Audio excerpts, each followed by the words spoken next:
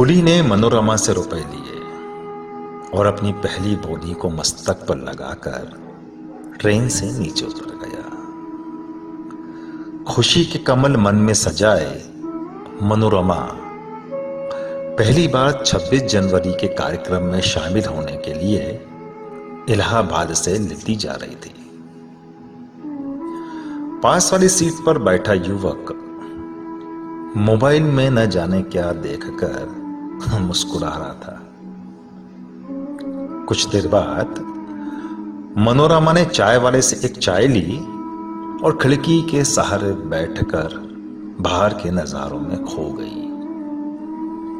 हरी भरी प्रकृति की शोभा अनूठी लग रही थी।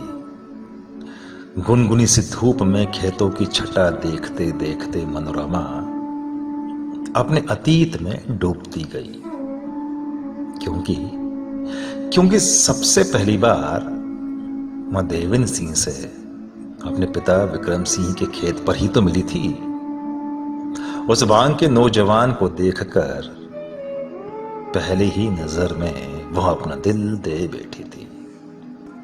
जब उसे पता चला कि देवेंद्र से उसके रिश्ते की बात चल रही है तो वह शर्मा गई। देवेंद्र तो पहली नजर में ही उस पर मोहित हो गया। देवेंद्र की मां रोहिणी देवी ने बड़े प्यार से पूछा, बेटी क्या यहां फौजी तुम्हें विवाह के लिए पसंद है? फौजी की पत्नी बनने की कल्पना मात्र से ही मनोरमा का मन झूम उठा था। उसने मुस्कुराकर सबको अपनी मौन स्वीकृति दे दी। लंबा चौड़ा खूबसूरत बलिष्ठ फौजी देवेंद्र सिंह परिवार में सभी के मन को भा गया। 4 दिन में ही दोनों का विवाह करवा दिया गया, क्योंकि देवेंद्र के पास छुट्टियां अधिक नहीं थी। स्मृतियों के कैनवास पर उभरे मधुर पलों के चित्रों ने मनोरमा को रोमांचित कर दिया। विवाह के बाद मनोरमा अपने पति के साथ इलाहाबाद आ गई। देवेंद्र और मनोरमा के जीवन में अनूठा मधुमास छा गया था। प्यार के महुआ ने उनके जीवन को अपनी मदमाती सुगंध से भर दिया था। देवेंद्र ने मनोरमा के तन मन पर अपना नाम सदा के लिए अंकित कर दिया था। अचानक मनोरमा की स्मृतियों में वह दिन उभर आया जब पहली बार देवेंद्र उसे छोड़कर सीमा पर जा रहे थे। खतरों की आशंकाओं से भरा उसका मन रो उठा था। आंखें भर आई।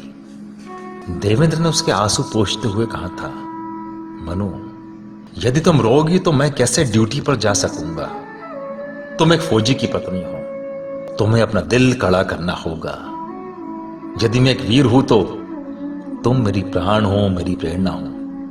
सैनिक की पत्नी का जज्बा भी कम नहीं होता, उसकी हिम्मत की भी सब दाद देते हैं। मनोरमा ने रोते रोते साड़ी के पल्लू से अपने आंसू पोंछ लिए। वह पति की शक्ति बन मंद मंद मुस्कुराने लगी थी। अपनी नवविवाहित पत्नी को छोड़कर जाते समय रोने का मन तो स्वयं देवेंद्र का भी कर रहा था, पर उसने अपने आंसू पी लिए थे। उसने मनोरमा के हाथों में लगी मेहंदी को चूम लिया। देवेंद्र मनोरमा को कुछ देर चुपचाप देखता रहा, फिर एकदम से जाने के लिए तैयार हो गया। रोहिणी देवी तथा मनोरमा ने दिल पर पत्थर रखकर उसे हंसते हंसते विदा कर दिया था। उसके जाने के बाद न जाने कितनी देर उसकी यादों में खोई हुई मनोरमा अकेली बैठी रोती रही थी। ट्रेन में बैठे बैठे मनोरमा को भूख लगने लगी। उसने खाना खाया, आराम से लेटकर एक पत्रिका पढ़ने का प्रयास करने लगी, पर उसका मन तो पुरानी स्मृतियों में ही डूबा हुआ था। उसे याद आया जब उसने गर्भधारण किया था, तब देवेंद्र ने अपार खुशी से उसे आलिंगनबद्ध कर लिया था और कहा था, मनु, हमारा बेटा भी अपने पापा और दादा कर्नल महेंद्र सिंह की तरह भारत मां की सेवा करेगा। मनोरमा ने भी मुस्कुराते हुए कहा था, क्यों नहीं, सिंह परिवार का वारिस ही जो है। जब बेटा हुआ तो उसका नाम बड़े चाव से उन्होंने शैलेंद्र सिंह रखा। शैलेंद्र अपने पापा का दुलारा और सबकी आंख का तारा था। बचपन से वह सैनिक बनकर शत्रुओं को मारने के खेल खेला करता था। ट्रेन की गति की तरह मनोरमा के विचार की रील भी अपनी पूरी रफ्तार में चल रही थी। मनोरमा अपनी यादों के इस दौर में एकदम सहम गई। वह दिन याद आया जब 1999 में पाकिस्तानी सेना ने अचानक ही कारगिल क्षेत्र में बमबारी शुरू कर दी। भारत को भी युद्ध की घोषणा करनी पड़ी थी। कारगिल युद्ध के लिए मातृभूमि की रक्षा के लिए प्रतिबद्ध भारतीय सेनाएं कारगिल कूच कर रही थी। कर्नल देवेंद्र सिंह को भी कारगिल की उन ऊंची चोटियों पर पाकिस्तानी सेना से युद्ध करने के लिए भेजा गया था, जहां पर मई के महीने में भी बर्फ होती थी। कर्नल देवेंद्र सिंह अपने भारतीय सैनिकों के साथ अत्यधिक कठिन परिस्थितियों में पाकिस्तानी सेना का डट कर मुकाबला कर रहे थे। उन्हें कई बार तो भूखे प्यासे रहकर घंटों रेंगते हुए आगे बढ़ना पड़ता था। बर्फीले ऊंचे पहाड़ों पर जहां जाना भी दुरूह था, वहां ऑपरेशन विजय के तहत भारतीय सैनिकों ने अपनी वीरता के झंडे गाड़ दिए थे। कितना कठिन और कितना भयंकर युद्ध था। दूरदर्शन पर रंड बांकुरे सैनिकों की वीरता के समाचार को देखकर देशवासी भारतीय सेना के प्रति नतमस्तक हो जाते। उनका हृदय गर्व से भर उठता। सच, स्वदेश पर मर मिटने का कैसा जज्बा होता है इन सैनिकों में। कर्नल देवेंद्र सिंह विदेश के गौरव और रक्षा के लिए इस युद्ध में रक्त की आखिरी बूंद तक दुश्मनों का संहार करने के लिए तत्पर थे। मनोरमा हर समय समाचार सुनती रहती, हर पल चिंता का पल था, हर समय सिर पर तलवार लटकी रहती।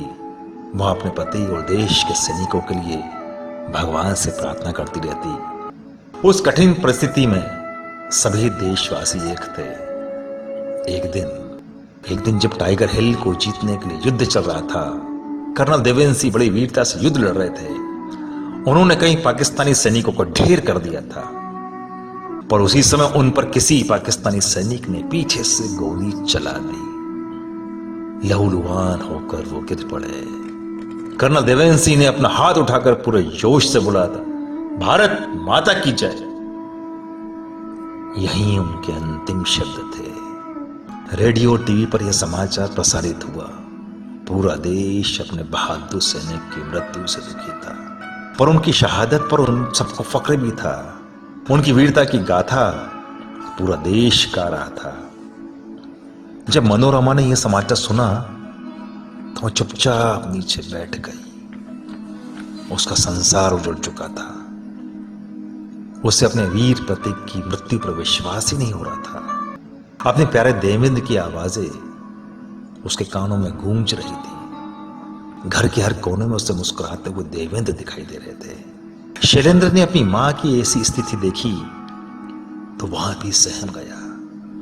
टीवी पर समाचार सुनकर बहुत से लोग रोहिणी देवी तथा मनोरमा को सांत्वना देने के लिए उनके घर पहुंच गए थे। 2 दिन बाद के दृश्य की याद आते ही मनोरमा की आंखें भर आई। उसकी आंखों से मोती झरने लगे, जिन्हें वह ट्रेन में बैठी छुपा रही थी। तिरंगे में लिपटी देवेंद्र की लाश की याद आते ही दुख का पहाड़ टूट पड़ा था। वह अपना करुण क्रदन रोक नहीं सकी। उस दिन वह अपने आप में ही नहीं थी। रोहिणी देवी अपने पुत्र के शव को देखकर निशब्द सी बैठी थी। दुखों से तो जैसे उनका पुराना गहरा नाता था। अपने पति कर्नल महेंद्र सिंह की शहादत के बाद उन्हें दूसरा झटका लगा था। उन्हें अपने सपूत को खोने की गहन पीड़ा थी, पर अपने लाल पर गर्व था, जिसने भारत मां के लिए अपने प्राणों का बलिदान कर दिया था। पूरा शहर कर्नल देवेंद्र सिंह को श्रद्धांजलि देने के लिए उमड़ पड़ा था। उनके 10 वर्षीय पुत्र शैलेंद्र ने जब अपने पिता को श्रद्धांजलि दी तो आंसू का सैलाब उमड़ पड़ा था। रिश्ते नातेदार देवेंद्र की माताजी मनोरमा को शैलेंद्र को संभाले रहे थे। मनोरमा का सिंदूर उजड़ चुका था। कुछ औरतों ने उसे चूड़ियां तोड़ने और बिच्छू उतारने के लिए कहा, पर उसी समय मनोरमा की सासू मां ने न जाने कहां से इतनी शक्ति आ गई कि उन्होंने जोर से कहा, मेरी बहू अपना कोई सुहाग चिन्ह नहीं उतारेगी। मेरा बेटा मरा नहीं है, वह सदा के लिए अमर हो गया है। रूढ़ीवादी औरतें अपना सा मुंह लेकर पीछे हट गई। गहन दुख के उन क्षणों में भी अपने शहीद पति कर्नल देवेंद्र सिंह पर मनोरमा को गर्व था। दुख के सागर में उठती शहादत के सम्मान की लहरें उसे हौसला दे रही थी। देवेंद्र की अंतिम यात्रा में पूरा शहर एकत्रित हो गया था। भारत मां की जय हो, वीर शहीद अमर रहे, यही नारे गूंज रहे थे। यही ध्वनि पूरे वातावरण में गुंजायमान था। भारत माता के लिए अपना बलिदान देने वाले कर्नल देवेंद्र सिंह की वीरता के सभी गुणगान कर रहे थे। कर्नल देवेंद्र सिंह का अंतिम संस्कार पूरे सम्मान के साथ किया गया। उन्हें गॉर्ड ऑफ ऑनर दिया गया। उस समय सेना के परिधान में खड़े जवान भी भावुक हो उठे थे। धीरे धीरे सभी रिश्तेदार चले गए। मनोरमा को ऐसा लगता जिस दुख और परेशानियों के कैक्टस उसके इर्द गिर्द उगाए हो। मनोरमा ने अपनी सास और बेटे शैलेंद्र को संभालती। वह स्वयं अगरबत्ती की तरह तिल तिल जलती, पर अपने परिवार को खुशियों की महक से भरने का प्रयास करती रहती। जब वह अन्य शहीदों के परिवार के समाचार सुनती तो उसका हृदय द्रवीभूत हो उठता। घर घर में पीड़ा व्याप्त थी। युद्ध की विभीषिका ने न जाने कितने परिवार उजाड़ दिए थे, न जाने कितनों को दिव्यांग बना दिया था। मनोरमा जान गई थी कि जिंदगी कभी थमती नहीं है। मृत्यु एक सत्य है तो जीवन दूसरा। मनोरमा घर की जिम्मेदारियों को पूर्ण निष्ठा से पूरा करने लगी थी। समय बीतता जा रहा था। उसने परिवार और देश की सेवा को अपने जीवन का उद्देश्य बना लिया था। वह युवाओं का सैनिक बनने के लिए देश प्रेम से ओतप्रोत प्रेरणात्मक भाषण देने विविध सभाओं और विद्यालयों में जाने लगी थी। वह अन्य शहीदों के परिवार को भी सहायता करती। उसका गरिमामय व्यक्तित्व सभी को आकर्षित कर लेता था। मनोरमा ने शैलेंद्र को सैनिक स्कूल में प्रवेश दिला दिया था। जीवन की उस अकेली डगर में न जाने कितने उतार चढ़ाव आए। अनगिनत परेशानियों के कैक्टस उसके सुख चैन में कांटों से वार करते रहे। जब कभी वह दुखी होती तो अपनी व्यथा लेकर देवेंद्र के चित्त के सामने बैठ जाती। उसे लगता जैसे देवेंद्र पहले की तरह ही उससे कह रहे हो, तुम एक सैनिक की पत्नी हो, रोते हुए अच्छी नहीं लगती। मैं तुम्हें हर परिस्थिति में मुस्कुराते हुए देखना चाहता हूं। परेशानियों से कायर डरते हैं और तुम कायर नहीं हो मनु। मनोरमा झट से अपने आंसू पोंछ लेती थी और एक असहज सी मुस्कुराहट अपने होठों पर ले आती थी। ट्रेन में भी उसने तौलिए से आंसू पोंछ डाले। मनोरमा की सासू मां बड़ी हिम्मत वाली आधुनिक विचारों की महिला थी। वह छाया की तरह हमेशा मनोरमा के जीवन में सुख की शीतलता लाने का प्रयास करती। उन दोनों ने मिलकर बड़े प्रेम से शैलेंद्र को पाला था। जैसे जैसे शैलेंद्र बड़ा होने लगा, जिम्मेदार और समझदार होता जा रहा था। वह अपनी दादी तथा मां का खूब ध्यान रखता था। बचपन से ही मां और दादी ने वीरता की कहानियां सुनाकर उसमें देशभक्ति के संस्कार कूट कूट कर भर दिए थे। देश के शत्रुओं और आतंकवादियों की बात चलते उसका खून खौल उठता था। उसमें भी अपने दादा और पिता की तरह सैनिक बनने की लक जाग गई थी। वह सीमा पर तैनात होकर देश की सुरक्षा करना चाहता था। शैलेंद्र पढ़ाई में हमेशा अव्वल आया करता था। वह अपने पिता की तरह ही हष्ट पुष्ट था। जिस दिन उसने आर्मी का प्रशिक्षण पूरा किया, उस दिन मनोरमा और रोहिणी देवी के सारे सपने पूरे हो गए थे। शैलेंद्र ने अपने दादा तथा पिता का अनुसरण किया था। मनोरमा शैलेंद्र की याद आते ही गर्व की अनुभूति से खर उठी। उसके मुख पर मानो सूरज ने तेज बिखेर दिया हो। पेंट्री कार से चाय वाला आया। मनोरमा ने उससे चाय ली और अपने बैग से कुछ नाश्ता निकाला और उसने पास वाली सीट पर बैठे युवक से भी नाश्ते के लिए आग्रह किया। एक बिस्किट लेते हुए वहां युवक बोला, आंटी आप दिल्ली किसी विशेष काम से जा रही है क्या? मनोरमा ने बड़ी खुशी और गर्व से बताया, मेरे पुत्र लेफ्टिनेंट शैलेंद्र सिंह को राष्ट्रपति के हाथ से पुरस्कार मिलने वाला है। अरे आप लेफ्टिनेंट शैलेंद्र सिंह की माता जी हैं? उनकी वीरता के चर्चा तो सब जगह है, देखिए ना। अकेले उन्होंने 5 खूंखार आतंकवादियों को ढेर कर दिया। मैं सुबह मोबाइल पर उनके जीवन के विषय में ही पढ़ रहा था। युवक अत्यधिक उत्साहित होते हुए बोला। मनोरमा की छाती गर्व से फूल गई। आंटी, आपके पति भी कारगिल युद्ध में शहीद हुए थे ना? आप महान हैं, हिम्मत वाली है जो आपने पति को खोकर भी अपने पुत्र को सेना में भेजा। युवक ने बड़े सम्मान पूर्वक कहा। बेटा, भारत मां की सेवा का सौभाग्य तो हिम्मत वालों को ही मिलता है, मनोरमा ने गर्व से कहा। युवक ने दुखी मन से कहा, आंटी, मैं भी सैनिक बनना चाहता हूं, पर मेरे माता पिता तैयार नहीं है। उन्हें अपने पुत्र को खो देने का बहुत डर है। मनोरमा ने समझाते हुए कहा, यदि सब ऐसा सोचेंगे तो भारत मां की रक्षा कौन करेगा? बेटा, मृत्यु तो अवश्यम भावी है। भारत मां और देशवासियों की रक्षा के लिए तुम्हारे जैसे वीर सपूतों की बहुत जरूरत है। युवक ने मनोरमा को अपना मोबाइल नंबर देते हुए कहा। आंटी, क्या आप मेरे माता पिता को यह बात समझा देगी? मनोरमा ने कहा, हां, मैं उन्हें प्रेरित करने का पुण्य काम अवश्य करूंगी। आज देश को सैनिकों की बहुत आवश्यकता है। बातों का सिलसिला तब टूटा जब किसी ने कहा, दिल्ली स्टेशन आने वाला है। कुछ देर में ही गाड़ी दिल्ली स्टेशन पहुंच गई। शैलेंद्र मां को लेने एसी प्रथम श्रेणी के डिब्बे में ही आ गया। मां बेटे के मिलते ही दोनों की आंखों में खुशी की चमक बिखेरने लगी थी। जल्दी से वे सामान लेकर स्टेशन पर उतर आए। शैलेंद्र ने मां के चरण स्पर्श किए और मां ने उसे गले लगा लिया। 26 जनवरी गणतंत्र दिवस के उत्सव में जब लेफ्टिनेंट शैलेंद्र सिंह का नाम पुकारा गया तो मनोरमा की आंखें खुशी से छलक पड़ी।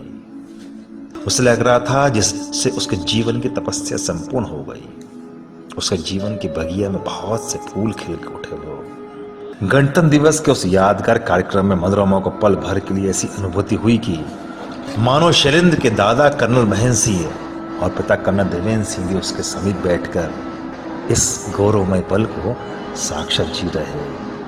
उसे लग रहा था जैसे ये सम्मान मात्र शैलेंद्र को ही नहीं बल्कि उसके दादा, पिता और समस्त सैनिकों को मिल रहा हो। उस दिन भारत मां स्वयं अपने पुत्रों की वीरता पर गौरवान्वित हो रही थी।